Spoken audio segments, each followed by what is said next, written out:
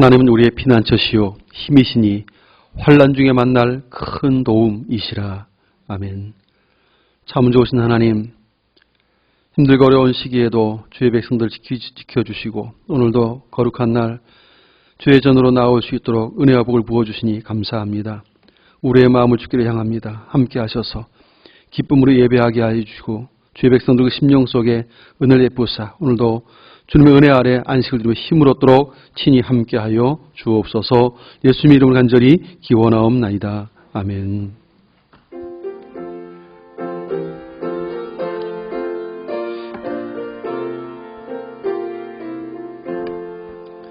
여기에 모인 우리 주의 은총 받은 자여라. 주께서 이 자리에 함께 계심을 하노라. 언제나 주님만을 찬양하며 따라가리니 시험을 당할 때도 함께 계심을 믿노라. 이 믿음 더욱 굳세라. 주가 지켜주신다. 어두운 밤에도 주의 밝은 빛 인도하여 주신다.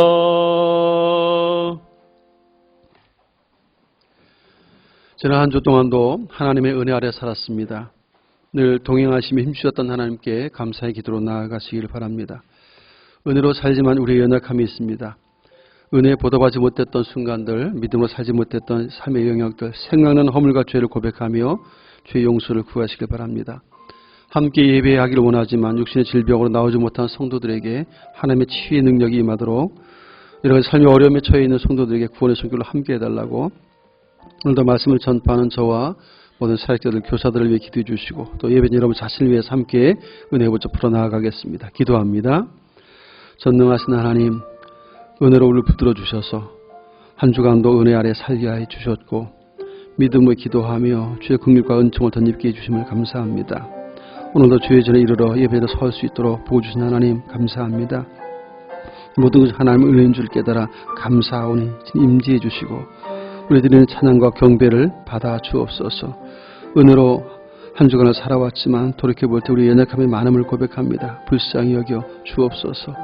하나님의 은혜를 쫓아 살면서도 은혜에 보답하지 못했던 연약함과 허물이 있음을 회개하오니 용서해 주시고 하나님 앞에 더 믿음을 가지고 충성해야 마땅했지만 그렇지 못했던 삶의 영역들도 있음을 회개합니다.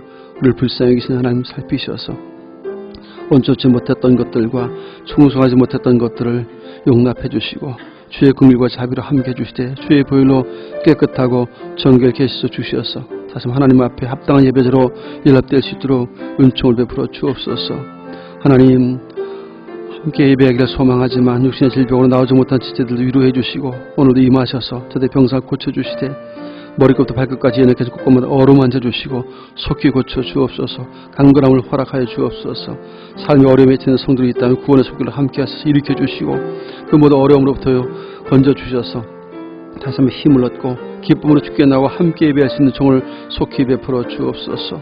말씀하시니까 하나님이시오니 오직 생명의 말씀 상수의 백성들에게 이 시간도 임재하셔서 생명의 말씀 허락해 주시고 그 음성을 들려 주옵소서. 저를 들을 때 믿음으로 아멘하고 화답하며 순종할 수 있는 복된 은총을 베풀어 주옵소서. 그 말씀 따라 삶의 열매 맺도록 성령님 큰 능력으로 역사하여 주옵소서.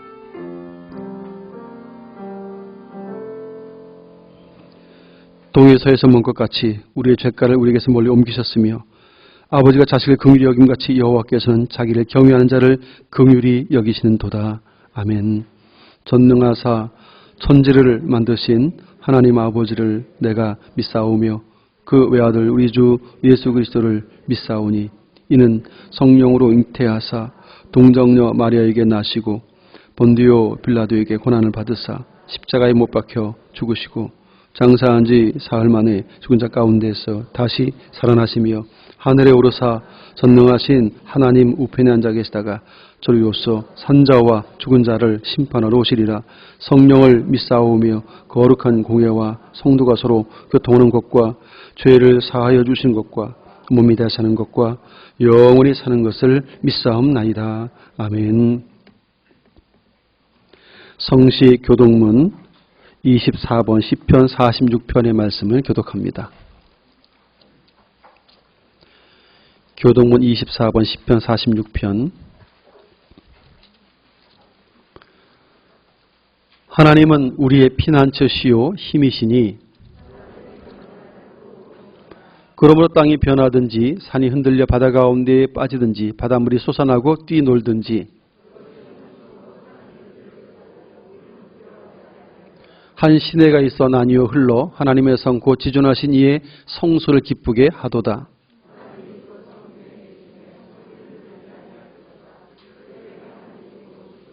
그가 땅끝까지 전쟁을 쉬게 하시며 이르시기를 너희는 가만히 있어 내가 하나님 됨을 알지어다.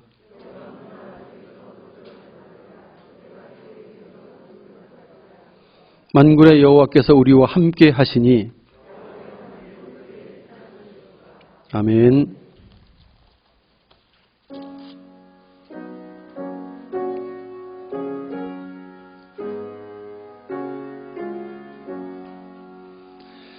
내 구주 예수를 더욱 사랑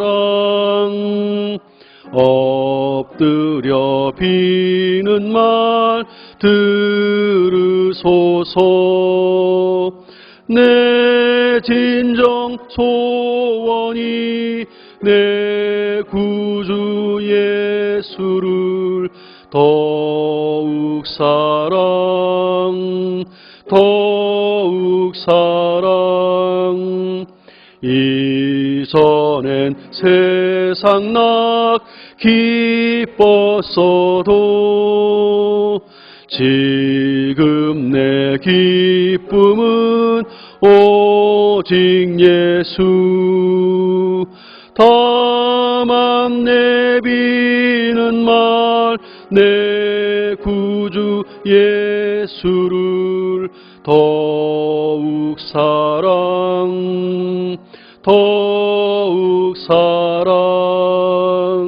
이 세상 떠날 때 찬양하고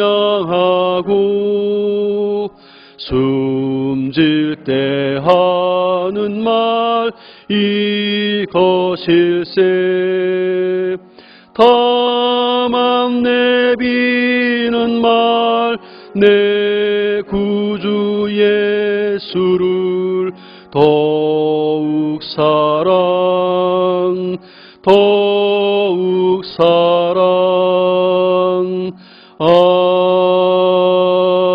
아멘.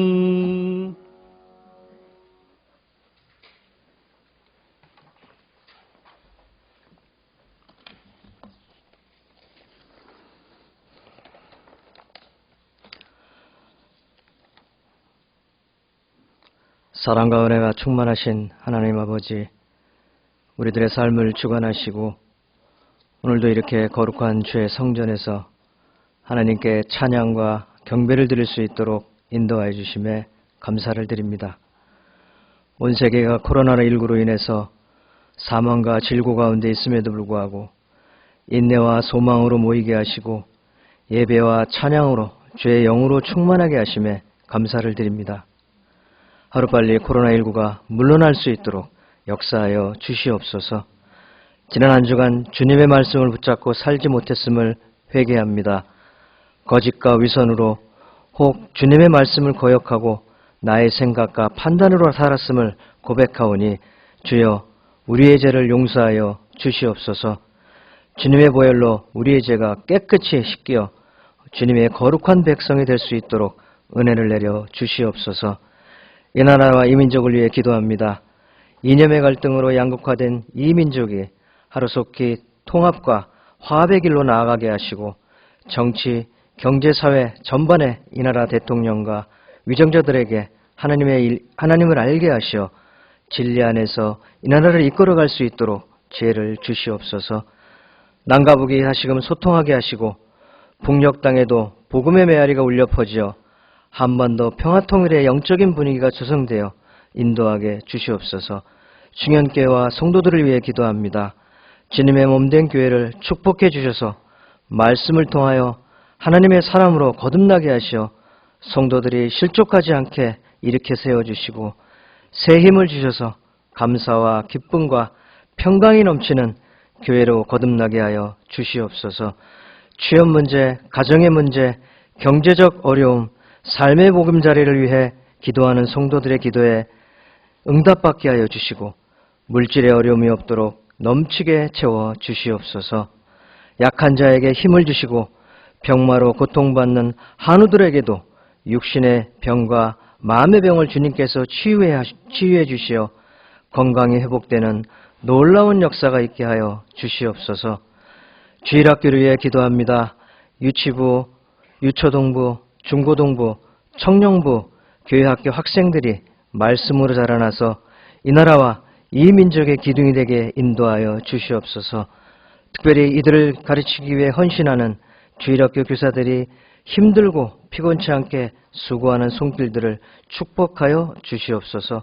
얼마 남지 않은 수능 시험생들을 위해 기도하오니 담대하게 그동안 준비한 모든 실력을 100분 발휘하여 한 채 실수가 없도록 도와주시옵소서. 특별히 하나님 나라의 복음이 모든 민족에게 증언되기 위하여 온 땅에 전파되기를 원하시는 하나님, 스리랑카, 중국에서 세계 선교를 위해 수고하시는 박동희 한가병 선교사님을 기억하시어 하나님의 은혜의 진리의 말씀인 생명수강이 흘러넘쳐 속히 온 세계 모든 민족이 구원받기를 간절히 원합니다. 교회 각 기관과 재직들과 섬기는 손길들을 기억하시고 섬기는 손길마다 주께서 예비하신 축복을 더하여 주시오며 믿는 자의 권세가 넘치게 하여 주시옵소서. 열방과 함께하는 다니엘 기도회를 사랑해 주시어 21일간 끝까지 완주하여 성도들에게 기적의 말씀을 체험하게 인도하여 주시옵소서. 오늘도 말씀을 증거하실 담임 목사님 영육간의 강건함을 주시어 권능과 권세의 입술로 생명의 말씀을 선포하게 하여 주시고 듣는 자마다 아멘으로 화답하여 위로부터의 축복이 차고 넘치는 은혜의 시간 되게 하여 주시옵소서.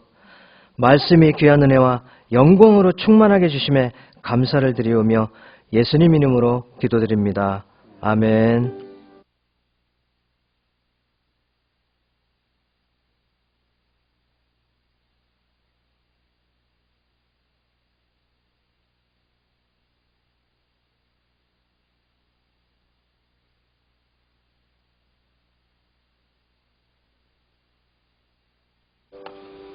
하나님의 말씀을 함께 보도록 하겠습니다. 구약성경 민수기 22장 21절 이하 35절까지, 민수기 22장 21절로 35절까지의 말씀을 교독하도록 하겠습니다.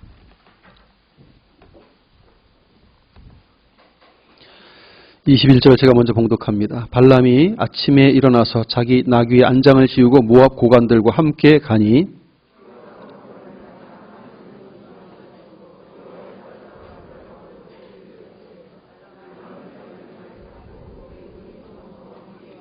나귀가 여호와의 사자가 칼을 빼어 손에 들고 길에 선 것을 보고 길에서 벗어나 밭으로 들어간지라. 발람의 나귀를 길로 돌이키려고 채찍질하니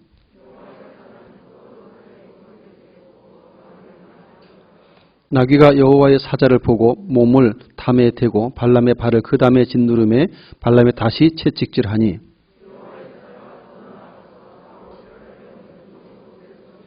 나귀가 여호와의 사자를 보고 발람 밑에 엎드리니 발람이 노하여 자기 지팡이로 나귀를 때리는지라.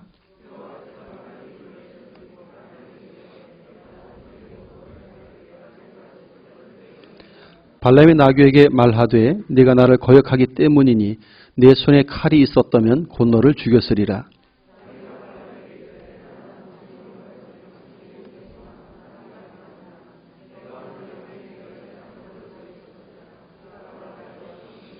그때 여호와께서 발람의 눈을 밝히심에 여호와의 사자가 손에 칼을 빼들고 길에 선 것을 그가 보고 머리를 숙이고 엎드리니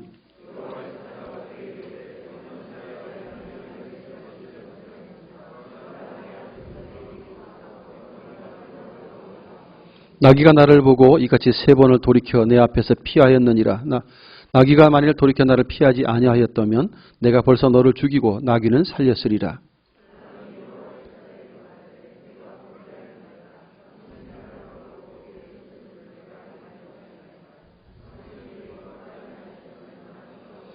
함께 있습니다. 여호와의 사자가 발람에게 이르되 그 사람들과 함께 가라. 내가 네게 이르는 말만 말할지니라. 발람이 발락의 구관들과 함께 가니라. 아멘. 할렐루야. 자, 축복합시다. 사랑하고 축복합니다.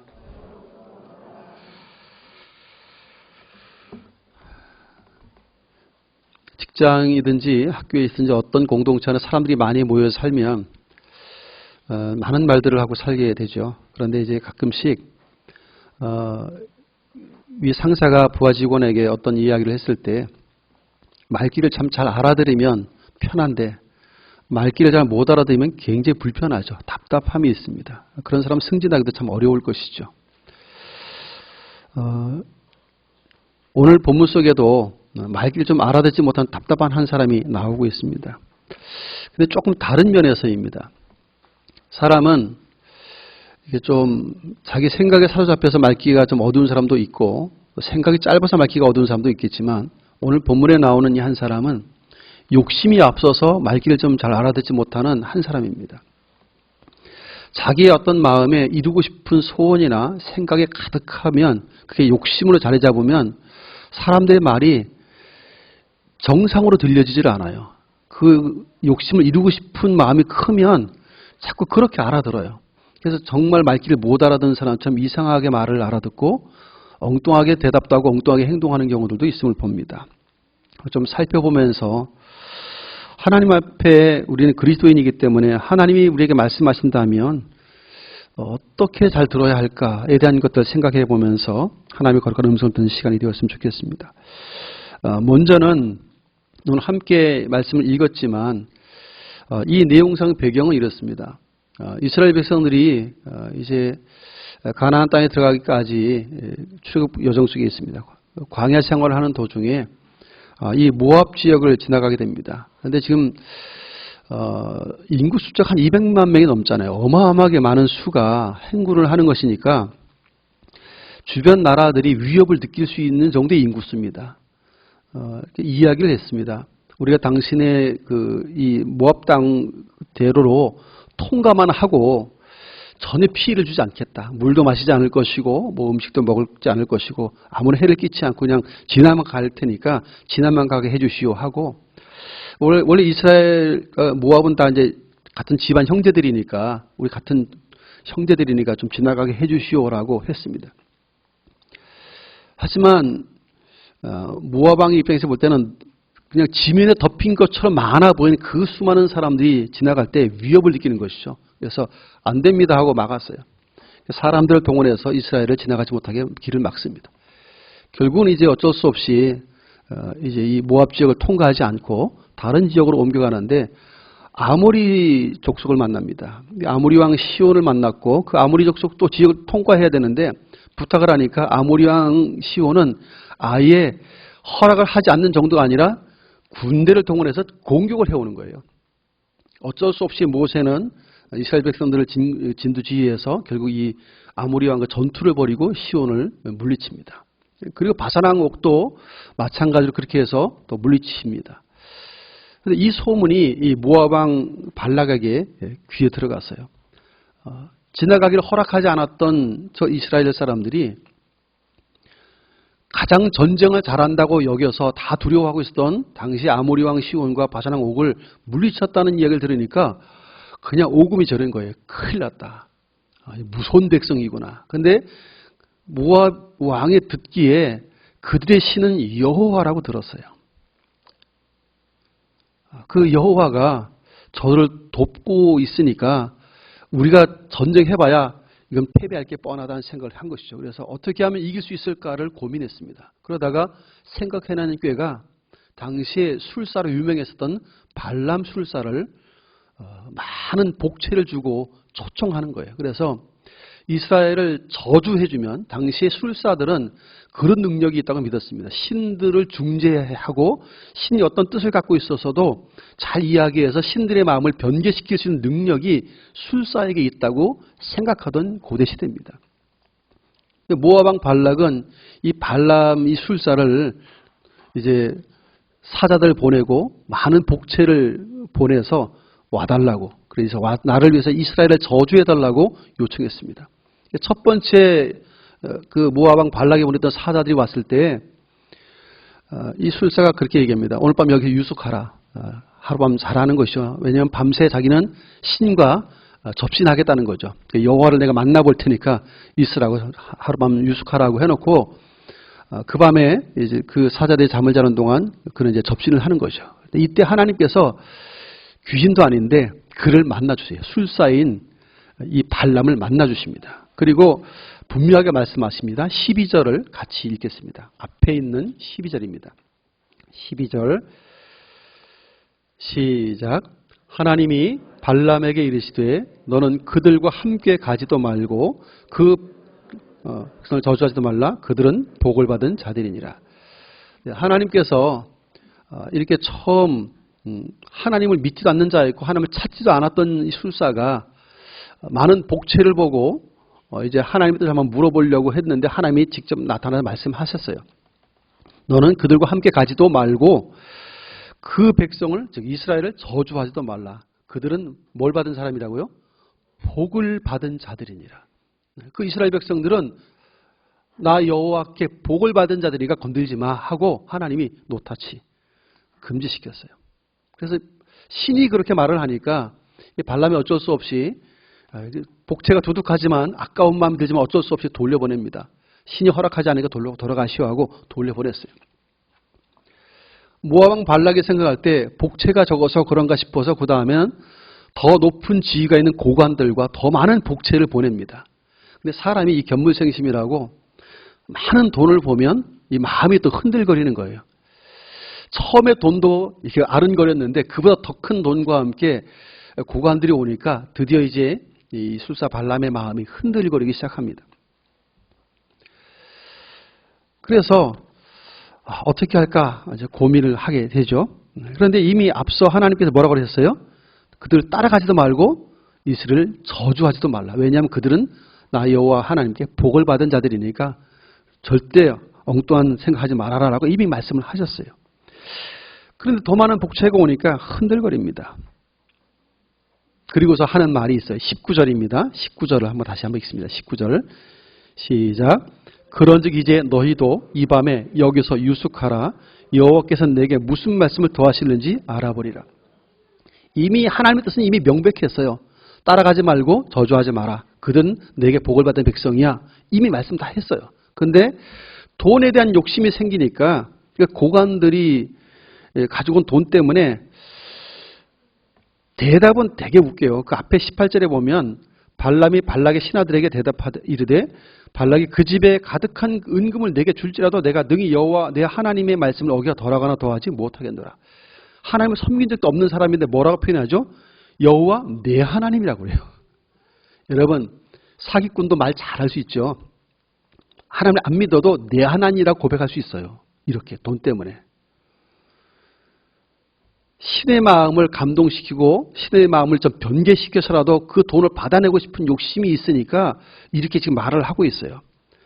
하나님의 뜻은 이미 12절에 명백히 밝혔어요. 가지도 말고 이스라엘 저주하지도 말라고 했는데도 불구하고 그 욕심을 내려놓지 못하니까 19절에 그러지 너희도 이 밤에 여기서 유숙해라. 여기서 하룻밤 자라는 거예요. 왜냐하면 신이 내게 무슨 말씀을 더 하려는지 한번 알아보겠다는 거예요. 이미 하나님은 이미 한 번 말씀했으면 끝이에요. 근데도 불구하고 그걸 한번 돌이켜보겠다는 거죠. 당시 술사들이 했던 것처럼 신의 마음을 좀 돌이켜서라도 자기가 그 욕심내고 있는 그 물질을 좀 다 취하고 싶은 마음을 보이고 있는 거죠. 하나님께서 이 어리석은 발람을 왜 모르시겠습니까? 근데 사람이 말귀를 잘 못 알아듣고 자꾸 고집을 피우면 어떻게 하죠? 우리 애들한테 뭐 하지 말라고 그러면 자꾸 또 하고 그러면 어떻게 하죠? 매를 들든지 한 번만 더 그러면 혼날 줄 알아? 매 맞을 줄 알아? 뭐 이렇게 경고 막 하잖아요. 예. 근데 그래도 또 해. 그럼 어떻게 하죠? 매를 맞아요.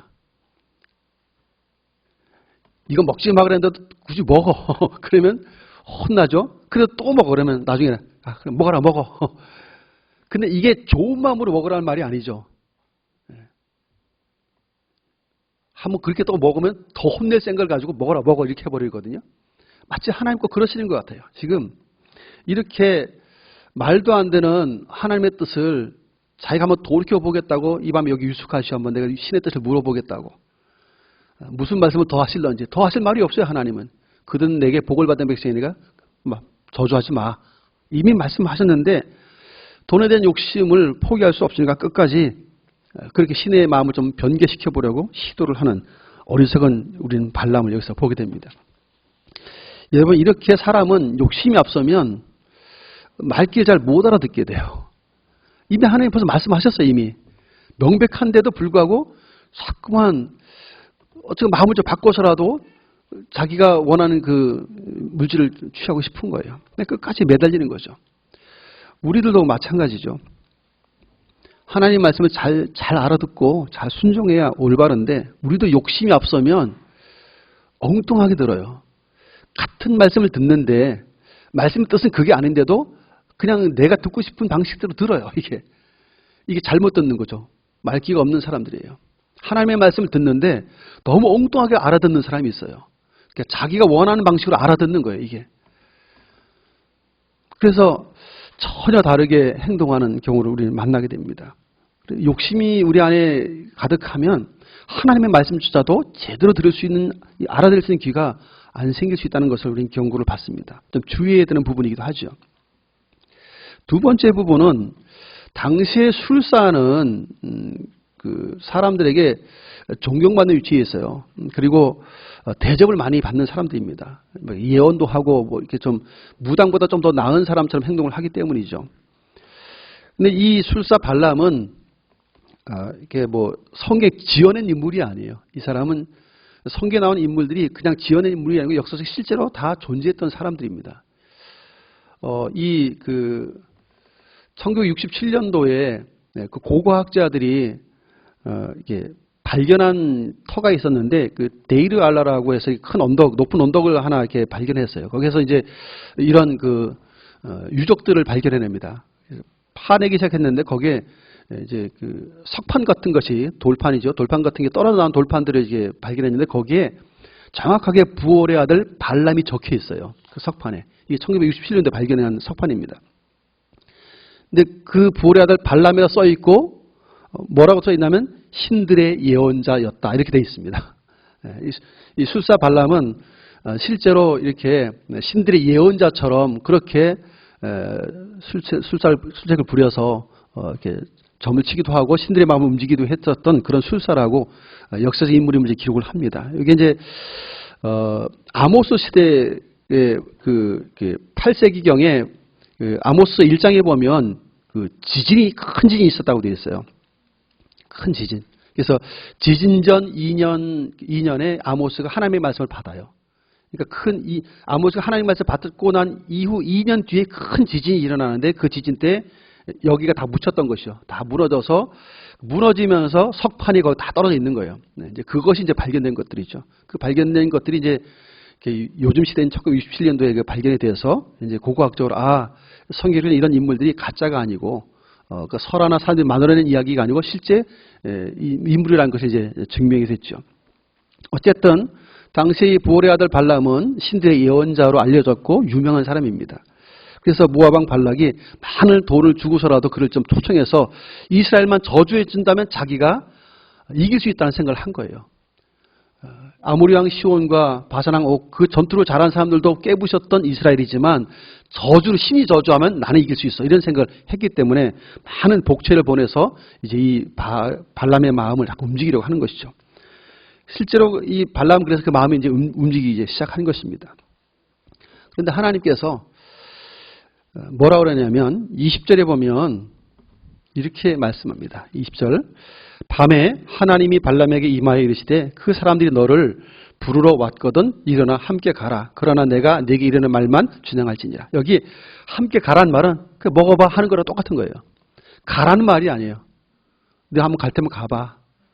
네 뜻이 그럼 한번 가봐.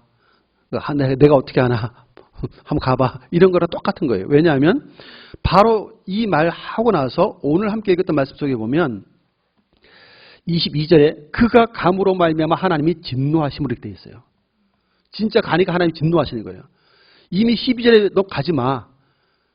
그들은 복을 받은 백성이니까 저주하지 마. 이미 명백하게 뜻을 밝혔는데 돈의 욕심을 못 부리게 자꾸 하니까 그래? 그럼 한번 가봐. 했어요. 근데 진짜 가는 거예요, 이 사람이. 말귀를 못 알아듣고 가면 안 되는데 가라는 말이 아니거든요. 근데 가라는 말로 알아듣고 가니까 하나님이 진노하셨어요. 하나님께서 가끔 성경 속에 보면 사람이 때를 쓰고 말도 안 되는 때를 쓰면 그래 한번 해봐. 허락해. 이스라엘 백성들이 그러면 그래 하고 허락을 해요. 하지만 하나님은 흔쾌하게 기분 좋게 허락하는 것이 아니고 한번 해봐. 어떻게 되는지 두고 봐. 하는 식으로 이렇게 허락하는 데가 있어요. 애기들도 뜨거운 거를 만져봐야 뜨거워서 다음부터 안 되잖아요. 그 뜨거운 맛을 봐야만 아는 말귀를 못 알아듣는 거예요. 이 발람이 그 정도 욕심이 가득 차 있다 보니까 말귀를 못 알아듣으니까 한번 가볼 때면 가봐 하는 거예요. 그런데 실제로 가니까 하나님이 진노하십니다. 그래서 그를 죽이려고 여호와의 사자가 칼을 들고 막아섭니다. 그런데 재미있게도 이 칼을 들고 선 여호와의 사자를 욕심에 눈이 가리워져 있는 발람은 보질 못해요. 누가 보죠? 그가 타고 가던 나귀가 여호와의 사자를 봐요. 여러분, 최고의 술사의 그 시대에 당대 최고의 술사하고 대단히 유명했던 사람인데 그렇게 지혜자여 예언자여 최고의 술사라고 여겼던 그 사람이 짐승이 자기가 타고 있는 나귀 만들지 못한 거예요. 나귀가 보는 여호와 사자를 자기는 욕심에 눈이 가리워서 못 보는 거예요. 지금 황당한 사건이죠. 오늘 본문에 보면 나귀가 입을 열어 말을 하는 장면이 나와요. 원래 나귀는 말을 하는 존재가 아니에요. 근데 하나님께서 오죽하면 나귀 입을 열어서 말을 하게 하셨을까 하는 거예요. 이 답답한 발람을 깨우치시기 위함이기도 하고 또 하나는 하나님이 택하신 그 이스라엘 백성들이 얼마나 복을 받은 자인지 내가 그 백성을 얼마나 사랑하는지를 역력히 보여주고자 하시는 거예요. 의도가. 그토록 저주하려고 저주하면 돈이 생기니까. 그러니까 모압 왕은 저주에서 이길 수 있다고 착각을 하고 발람은 그 말대로 해주면 복채가 많이 두둑하게 생기니까 그것밖에 생각을 안 하는 거예요. 하지만 하나님의 관심은 그들은 이미 복을 받은 자들이고 내가 복을 줄 백성이기 때문에 하나님의 관심은 그들이 복받게 하는 거예요. 이스라엘 백성들. 택한 백성들에게 복 주길 원하시는데 세상은 자꾸 그들 저주하려고 해요. 그래 하도 고집을 피우니까 그럼 해볼 때 해봐 해놓고 하나님이 어떻게 복 주시는지를 보여주시는 거예요. 이 장면은. 그러니까 하나님의 뜻을 꺾을 수 없어요. 그러면서 사람들은 나름대로 욕심이잖아요. 발락 왕도 이기고 싶은 욕심이 있고 발람은 돈에 대한 욕심이 있고 어쨌든 욕심이 앞서니까 신의 마음을 변개시켜서라도 자기 뜻을 성취하고 싶은 욕구가 있는 거예요. 우리가 기도할 때 가끔씩 이렇게 어리석게 기도할 때가 있어요. 하나님의 뜻은 성경에 분명히 나와 있어요. 근데도 불구하고 내 뜻을 관철시키기 위해서 때렸어요. 그 뜻이 이루어질 때까지 때렸어요. 여러분 때려 쓴다고 해서 다 되는 건 아니지만 때려 써서 될 때도 있어요. 근데 여러분 그때 조심하셔야 돼요. 하나님 뜻이 아닌데도 불구하고 내가 때려 써서 하나님 그럼 해봐 하고 허락하는 것은 굉장히 위험한 거예요. 이게 나에게 많은 아픔이 있어야 돼. 그것이 이루어지긴 하지만 그 대가를 톡톡히 치러야 되는 경우가 꽤 많아요. 그래서 우리는 하나님이 기쁨으로 주시는 것들에 대한 것이 응답이지 내가 막 억지로 때려 써서 받아내는 것들은 많은 대가를 지불할 수 있다는 사실들에 대한 생각을 해보셔야 해요. 그래서 우리는 하나님의 뜻을 잘 묻고 하나님의 뜻이 내 뜻과 틀리면 순종해야 돼요. 그런데 사람들은 끝까지 내 뜻을 관철시키고자 하는 그런 연약함이 있어요. 욕심이 있어요. 고대뿐만 아니라 지금도 마찬가지예요. 그래서 신들을 내가 막 때려 써서라도 신을 조종하고 싶은 거예요. 내 마음대로 움직이고 싶은 거예요. 이게 우상숭배 개념과 똑같은 거거든요. 여호와 하나님은 그렇게 대접받으실 분이 아니에요. 우리가 하나님을 대면할 때 그냥 일반 귀신들이나 우상들 섬기는 것처럼 그렇게 대하면 안 돼요. 내가 때려 써서 하나님의 마음을 그렇게 움직일 수 있는 대상이 아니에요. 그분은. 우리는 하나님의 긍휼을 구하고 불쌍히 여겨달라고 통곡했을 때 오히려 하나님께서 불쌍히 여겨서 마음을 바꾸실 때는 있어요. 우리를 참 애잔하게 여기고 불쌍히 여겨서 그렇게 바꾸실 때는 있지만 그런 내가 떼서서 되는 것은 아니라는 사실을 우리가 알 수 있습니다. 어쨌든 오늘 이렇게 그럼에도 불구하고 나귀를 타고 끝까지 이스라엘을 저주해 보겠다고 돈 복채의 생각 때문에 움직이는 이 발람을 하나님은 여호와 사자를 보내서 칼을 들고 막아서게 했어요. 이제 나귀가 이걸 보고 놀래가지고 길을 잘 가다 갑자기 밭으로 뛰어드는 거예요. 이제 오늘 이야기 나눈 그 나귀 입을 열어 말을 하는 장면 속에서 보면 나귀는 평생 동안 타는 동안 단 한 번도 주인의 말을 불순종한 적이 없어요. 나귀가 그렇게 이야기하죠. 이게 28절에 보면 여호와께서 나귀의 입을 여시니 그랬어요. 나귀가 원래 말하는 존재는 아닌데 하나님의 입을 여셨어요. 나귀의 입을 여시니 발람에게 이르되 내가 당신에게 무엇을 하였기에 나를 이같이 3번을 때리느냐. 채찍질을 하다 못해 이젠 주저앉으니까 지팡이로 막 때려요. 동물학대죠. 요즘 같으면 구속될 거예요. 동물학대인데 어쨌든 이렇게 때린다고 하나님께서 너 왜 네 나귀를 왜 때려 하고 하나님께서 여호와 사자를 통해서 책망하세요. 동물학대도 별로 성경적으로 보면 하나님 금하고 있다는 걸 알 수 있어요. 자, 이렇게 말씀하면서 발람이 나귀에게 말하되 네가 나를 거역하기 때문이니 내 손에 칼이 있었다면 곧 너를 죽였으리라.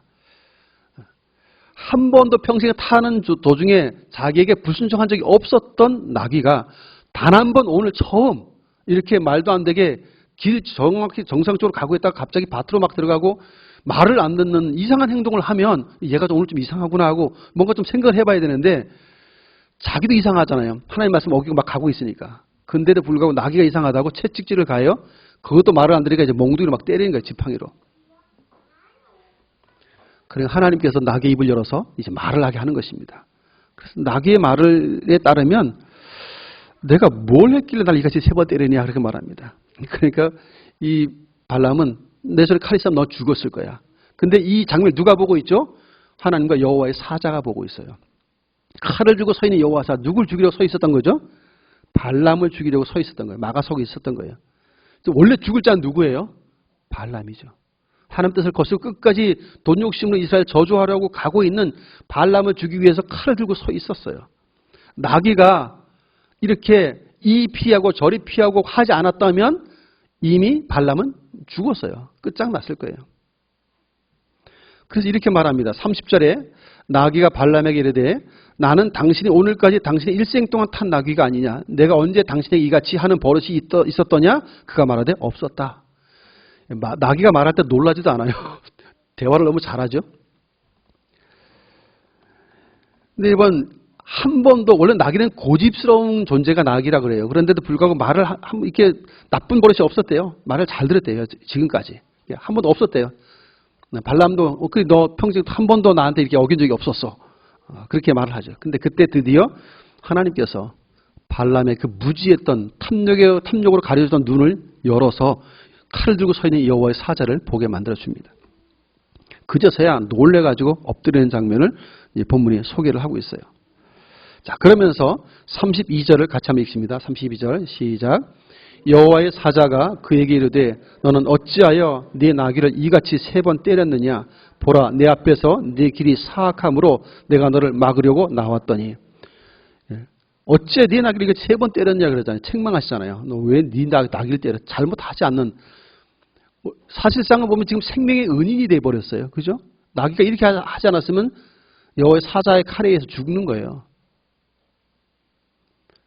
나귀가 33절에 나귀가 나를 보고 이같이 3번을 돌이켜 내 앞에서 피하였느니라. 나귀가 만일 돌이켜 나를 피하지 아니하였다면 내가 벌써 너를 죽이고 누굴 살렸어요? 나귀는 살렸으리라. 나를 알아보고 피하는 나귀는 살렸을 것이고 알아보지 못한 너는 내가 죽였을 거라는 거예요.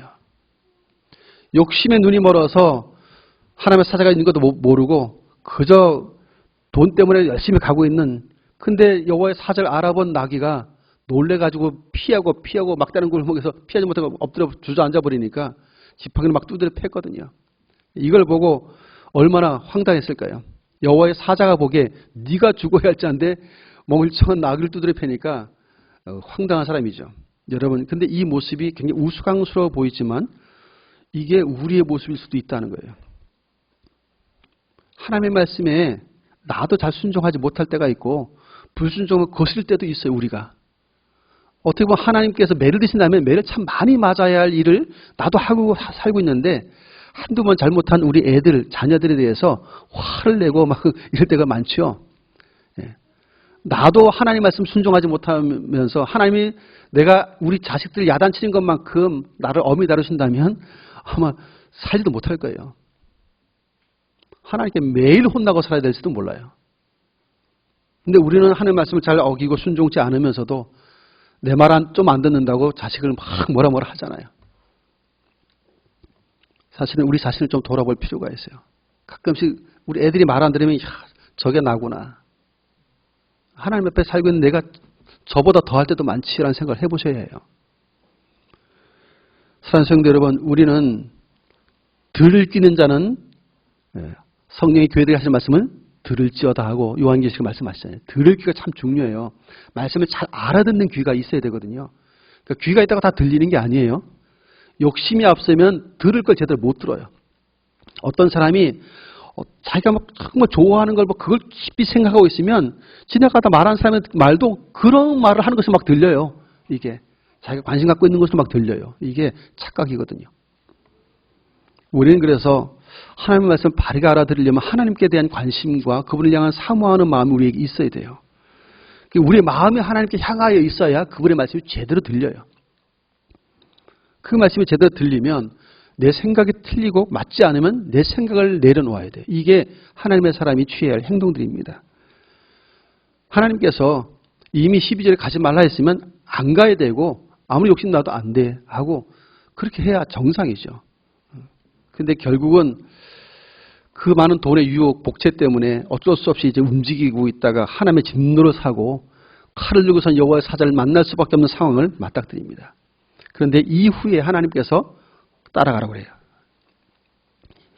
세 번째 이 상황에서는 진짜 가라고 따라가라고 하는 겁니다. 왜냐하면 하나님께서 네가 진짜 그 말대로 갔을 때 내가 어떻게 하는지 한번 봐봐라 하는 거예요. 그 이스라엘 백성이 복을 받은 자인지를 확인시켜 주는 거예요. 하나님이. 그래서 실제로 이 발람이 갔을 때 이스라엘 사면지를 다 보고 저주하려고 선언하면 하나님께서 복을 선포하게 만들어요. 자기는 저주로 해야 돈을 받는데 거꾸로 복을 선포하게 만들어요. 하나님이. 3번씩이나. 그리고 오히려 저주는 모압 왕에게 돌립니다. 모압 왕이 손뼉을 치면서 말 그만하라고. 내가 너를 죽일 수 있으니까 너 말 조심하라고 이렇게 말하죠. 중단하라고. 돌려보내는 장면이 나옵니다. 나중에 발람도 정말 까불다가 결국 죽어요. 근데 여러분 이 본문 속에서 보면 이렇게 욕심이 앞선 어쨌든 하나님이 지금 복을 주신 자들이고 하나님이 보호하고 있는 이스라엘을 좀 없애보려고 했었던 모압 왕 발락의 어리석은 욕심이 있고 술사 발람은 돈에 대한 욕심 때문에 포기하지 않는 거죠. 하나님께서 안 돼, 가지 마, 저주하지 마 했는데도 계속 고집하니까 이제 이 장면에서는 하나님께서 여호와 사자들에게 다 말씀하시고 나서 34절에 보면 이렇게 말해요. 발람이 당신이 이를 기뻐하지 않으면 내가 돌아가겠나이다. 대답은 참 잘해요. 근데 여호와의 사자가 35절에 말합니다. 발람에게 이르되 그 사람들과 함께 가라. 내가 내게 이르는 말만 말할지니라. 함께 가라 그래. 이제는 이게 진심이에요. 이제는 진짜 가래요. 갔는데 하나님께서는 발락과 발람이 생각했던 거는 전혀 다르게 하나님께 복을 받은 백성들에게 진짜 복을 선언하세요. 나의 택한 백성은 누가 뭐래도 내가 복을 줄 거야. 너희들은 노타치. 아무도 손댈 수 없어. 라고 하는 것을 그 백성들 얼마나 사랑하시는지를 확실하게 보여주세요. 여러분 그리스도 안에 있는 저와 여러분들 향한 하나님의 마음이 이와 같음을 믿으시길 바라요. 하나님께서 그리스도 예수님의 그 핏값을 주고 사신받은 저와 여러분들을 향해서 우리는 이미 그리스도 안에서 복을 받은 자들이고 그런 우리들에게 더 큰 복을 주길 원하시는 분이세요. 근데 세상이 이렇게 마치 발락처럼 위협을 가해오고 우리를 저주하기를 원하고 이럴 수도 있거든요. 근데 우리의 보호자는 누구세요? 하나님이세요. 하나님이 책임지면 저주가 축복을 바뀌어요. 세상은 막 저주하려고 하는데 하나님은 결국 복으로 바꿔버려요. 이게 하나님의 일하심이거든요. 택한 백성을 향한 사랑의 마음입니다. 우리는 이 사실을 보면서 하나님이 우리 백성들을 얼마나 사랑하신지를 다시 한번 깨닫게 됩니다. 독생자를 아낌없이 주실 만큼 우리들을 사랑하시는 하나님이시기에 어느 것도 아까워하지 않는 분이세요. 때로 우리가 부당한 고난을 받기도 하고 세상 속에서 부당한 대우를 받기도 하고 많은 어려움을 겪기도 해요. 그럼에도 불구하고 하나님은 우리에게 관심을 갖고 있고 우리에 대한 사랑이 변함이 없으시고 계속해서 복주기를 원하시는 분이 하나님이세요. 그 하나님께 대한 신뢰를 가지고 그 하나님을 바라보면 결국 하나님께서 그 백성들 책임진다는 것을 알 수 있어요. 이스라엘 백성은 몰랐을 거예요. 이런 일들이 벌어지고 있는지 아무도 몰랐어요. 백성들은. 모압 왕 발락과 발람이 이스라엘 저주하고 한번 좀 뭔가 해보려고 하는 시도를 했다는 것조차도 몰라 이스라엘 백성들은. 근데 하나님께서 백성이 아무도 모르고 있는 사이에 다 막을 거 다 막아내시죠. 그들 저주하지 못하게 만드시고 축복하도록 복을 빌게 만들면서 하나님께서 그 백성을 보호하시는 모습을 분명하게 보여줍니다. 그렇습니다. 우리가 아는 상황 속에서 일들이 일어나기도 하지만 모르는 상황 속에서 하나님의 보호하심과 은혜 베푸심은 계속되고 있다고 하는 것을 보여주고 있어요. 오늘 이 나귀와 발람의 모습 보면서 상당히 대조적이죠. 당대 최고의 술사 발람, 늘 사람이 타고 다니던 짐승 나귀. 근데 최고의 술사라고 했던 사람이 욕심에 사로잡혀서 무지하다 못해 어리석은 자가 되니까 짐승만도 못한 자가 됐어요. 나귀만도 못한 어리석은 자가 돼요. 우리도 말귀를 제대로 알아듣지 못하고 하나님의 말씀을 제대로 알아듣지 못하고 그 말씀을 살지 않으면 짐승만도 못한 삶을 살 수도 있다는 것을 보여주어요. 가능성이죠. 하나님의 말씀을 잘 따라 살면 사람답게 살아요. 그러나 하나님의 사람이 말씀대로 살지 않으면 짐승처럼 살 수도 있어요. 어제 다니엘 기도에 오신 분들이나 집에서 영상을 보신 분들은 아마 아실 거예요. 어제 오셨던 분은 작가시죠. 작가신데 그분은 아버지가 목회자였어요. 그런데 목회자인 아버지부터 성폭력을 당했어요. 9년 동안이나. 이런 일은 있을 수 없는 일이죠. 목사란 타이틀을 갖고 있었지만 이건 독사보다 더한 마귀가 그 안에 있었어요. 죽을 때까지 딸에게 사과 한마디 안 하고 죽은 그건 구원받은 자일 수 없고 목사일 수 없어요. 그런데 그런 사람이 있어요. 마귀의 종노릇했고 뭔가 다른 것에 사로잡혀서 어쨌든 문의는 양의 모습은 탈은 양의 탈인데 속은 이리때가 가득한 아주 악한 사람이었죠. 그런 사람의 밑에 딸로 태어난 그 죄로 인하여서 큰 고통을 받고 그 고난의 세월을 겪으면서 신앙을 잃어버리지 않은 게 너무 신기할 정도로 그럼에도 불구하고 하나님을 붙들고 살았던 그 한 작가 그 여인의 모습을 보면서 굉장한 도전과 충격을 받아요. 그럼 생각을 해봅니다. 목사라는 타이틀을 갖고 있어도 하나님의 말씀을 알아듣지 못하고 계속 죄짓고 악한 자로 사는 사람들이 있는 반면에 그 고통과 핍박 속에서도 끝까지 하나님을 매달 붙들고 찾아가는 한 어린아이가 이제 큰 어른이 되어서 이렇게 고백하는 이 간증을 들으면서 참 마음이 많이 아팠어요. 근데 우리도 그리스도인이고 교회에서 장로님이고 권사님이고 안수집사님이고 집사님이고 타이틀은 다 있어요. 근데 짐승만도 못하게 행동할 수 있어요. 하나님의 말씀을 살지 않으면. 말씀을 제대로 알아듣고 순종하면 사람답게 살아요. 하지만 말씀을 제대로 알아듣지 못하고 잘못 살면 짐승만도 못하게 살아요. 그래서 그런 일들이 일어나는 거예요. 이게 남의 일이 아니고 우리도 말씀에서 멀어지면 얼마든지 죄의 종노릇하고 마귀의 종노릇하면 더 흉악한 자도 될 수 있어요. 그래서 이 잘못된 모습들이 이 바보 같구나 이게 아니고 나도 이 바보 같은 사람이 될 수 있어요. 항상 그래서 우리는 경각심을 갖고 주의하고 조심해야 되는 것입니다. 지혜자와 어리석은 자는 종이 한 장 차이도 안 날 수 있어요. 하나님의 말씀을 잘 받아들이고 순종하는 자가 지혜자입니다. 내 뜻과 내 생각을 자꾸 고집하는 자가 어리석은 자입니다. 오늘 우리의 마음과 생각 속에 혹이라도 나의 어떤 욕심과 비전이 아닌 야망 때문에 하나님의 말씀을 제대로 받아들이지 않고 자꾸 내 뜻을 고집하는 것이 없는가를 살펴야 합니다. 하나님의 사람으로 하나님 비전을 성취하기 위해서 바르게 살아가는 사람이 되기 위해서 기도하셔야 되고 하나님의 마음과 내 마음의 코드가 맞아야 돼요. 내 뜻에 하나님이 동의해 주길 자꾸 바라는 그것보다 하나님의 마음에 내 마음을 맞추는 게 더 중요해요. 그럴 때 하나님께서 우리의 삶을 책임지세요. 그분이 원하시는 모습으로 이끌어가 주세요. 내 뜻대로 하나님을 이끌려고 생각하면 그건 큰 오산입니다. 그렇게 될 수가 없어요. 어리석은 발락도 술사 발람도 다 어리석은 자로 끝을 맺습니다. 하나님은 그렇게 어리석은 자들에 휘둘린 분이 아니세요. 전능하신 분이시죠. 그분이 우리의 하나님이시고 독생 예수를 아낌없이 보내셨고 우리를 책임지는 분이시니까 그 백성을 향해서 너희는 복을 받은 자들이라고 말씀하셨고 책임지고 있습니다.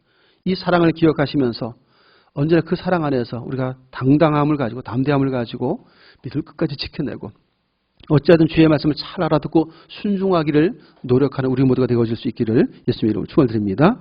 존귀하신 하나님, 발람과 나귀의 모습을 통해서 당대 최고의 수사였지만 타고 다니는 짐승 나귀만도 못한 어리석음과 연약함을 보았습니다. 이것이 우리의 모습 되지 않도록 불쌍히 여겨 주옵소서.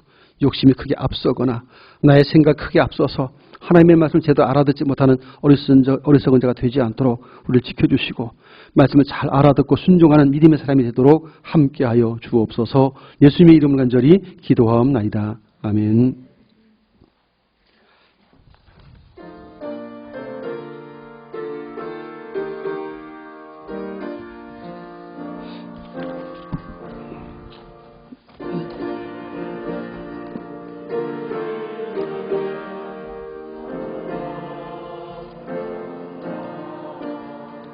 내 주 앞에 이 적은 것 다 드리니 주 예수여 내 정성을 받으소서.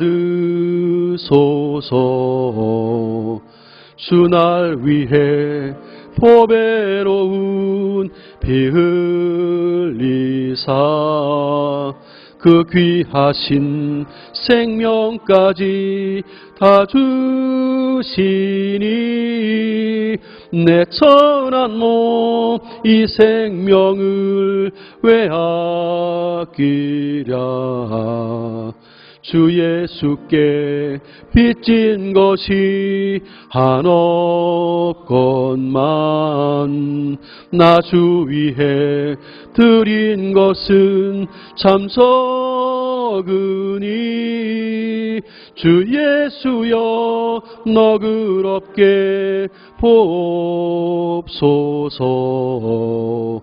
날 위하여 십자가에 피 흘리신 주 예수의 은혜로서 인치시고 내 모든 것 주의 소유 삼으소서. 주 날 위해 그 귀하신 몸 버리사 이 내 몸을 핏값으로 사셨으니 내 생명도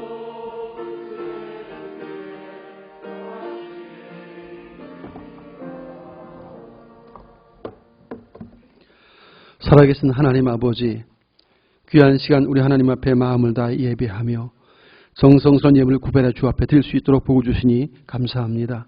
드려진 물질들이 주의 이름으로 잘 쓰여질 수 있도록 큰 능력 가운데 함께해 주시고 주의 나라가 확장되며 주의 뜻이 이루어지도록 복의 복을 더하여 주옵소서. 드린 손길들을 복되게 해주시되 우리 성도의 가정과 삶에 또 사업장에 모든 필요를 아시는 하나님이 시원히 살피셔서 때에 맞도록 부족함 없이 채우시고 넉넉하여 베풀 것이 있도록 은총과 공의를 더해 주시기를 원합니다. 무엇보다 하나님께서 그 마음에 하나님의 거룩한 소원과 비전을 두시고 행하실 때마다 진리에 따라 순종하며 하나님 비전과 뜻을 이루어가는 일에 헌신하며 쓰임받는 하나님의 삶들 되어지도록 역사하여 주옵소서. 삶의 필요도 주님 아시오니 때에 맞게 채우심으로 더 풍성케 해주시고 주의 이름으로 베풀며 나눌 수 있는 복된 삶을 살아갈 수 있는 은총을 허락하여 주옵소서. 오늘도 믿음으로 주께 나와 예배하는 모든 그 심령 속에 안식의 은총을 베푸시고 샘을 공급하여 주옵소서. 무엇보다 이른 아침부터 성도를 섬기기 위해서 차량을 운전하고 주차위원으로 안내위원으로 수연위원으로 반주하러 꽃꽂이로 또 방송실에서 교사로 이모저모 수고한 귀한 종들 수고도 기쁨 가운데 연락해 주시고 저들의 삶에도 주께 친히 복을 명해 주심으로 형통한 인생들 되게 하여 주시옵소서. 예수님 이름 축복하며 기도하옵나이다. 아멘. 교회 소식 말씀드립니다. 주보 뒷면을 참조해 주시기를 바랍니다. 지난주 달력을 배부해 드렸는데 아직 그 달력을 찾아가지 않은 구역도 있으십니다. 우리 구역장님이나 권사님들 중에서 달력을 찾아가지 않으신 구역들은 사무실에서 찾아가셔서 구역식들에게 나눠주시길 바랍니다.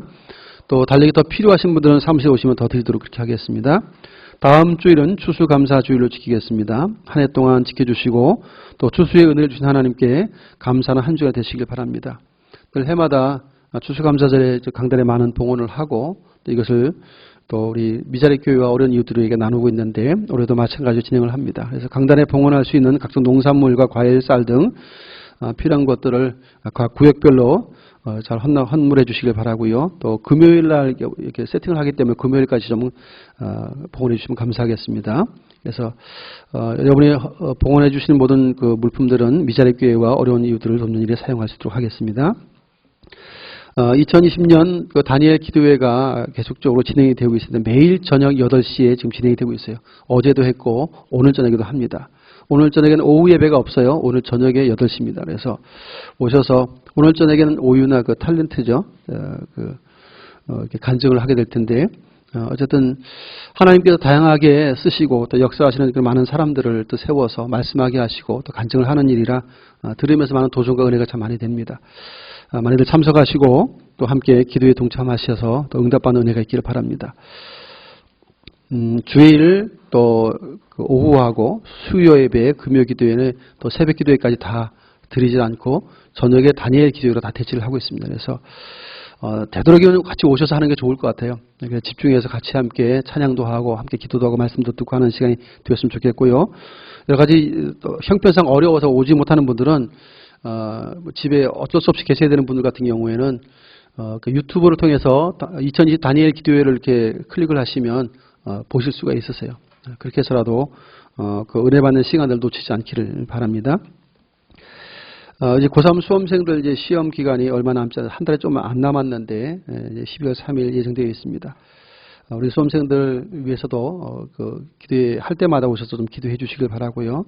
말씀을 잘 마무리 잘하고 좋은 결과가 있도록 기도해 주시면 감사하겠습니다.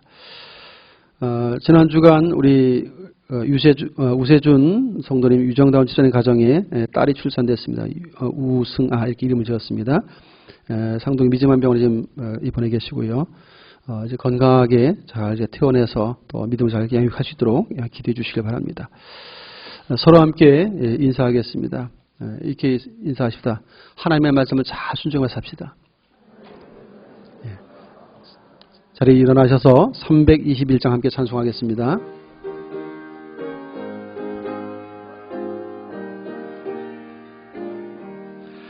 날 대속하신 예수께 내 생명 모두 드리니 늘 진실하게 하소서 내 구주 예수여. 나 구주 위에 살리라 내 기쁨 한량 없으리.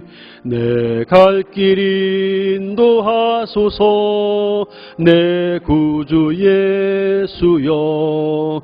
날 구원하신 예수를 일평생 의지하오니 날 영접하여 주소서 내 구주 예수여. 나 구주 위에 살리라 내 기쁨 한량 없으리. 내 갈 길 인도하소서 내 구주 예수여. 주 십자가에 달리사 날 자유하게 했으니 내 몸과 마음을 주 위에 다 쓰게 하소서. 나 구주 위에 살리라 내 기쁨 한량 없으리. 내 갈 길 인도하소서 내 구주 예수여. 아멘. 이제는 우리 구주 예수 그리스도의 크신 은혜와 하나님 아버지의 만극하신 사랑하심과 성령님의 역사 교통 충만 인도하심이 복되는 날 하나님을 예배하며 주신 바 주의 말씀을 청종한 그대로 택하신 백성들 향하여 여호와께 복을 받은 자라고 말씀하시던 주의 음성을 기억하면서 이 땅 가운데 세상은 비록 하나님의 사람과 백성과 교회들을 핍박하기도 하고 저주하기도 하지만 하나님은 주의 백성들을 복 주신다는 사실을 확신하고 믿음의 주요 온전한 주님만을 늘 바라보며 믿음의 귀를 열어 주의 말씀을 잘 청종한 자로 살아가기도 다짐한 주의 백성들과 몸된 주의 교회 위에 이제부터 영원토록 항상 함께 있을지어다. 아멘.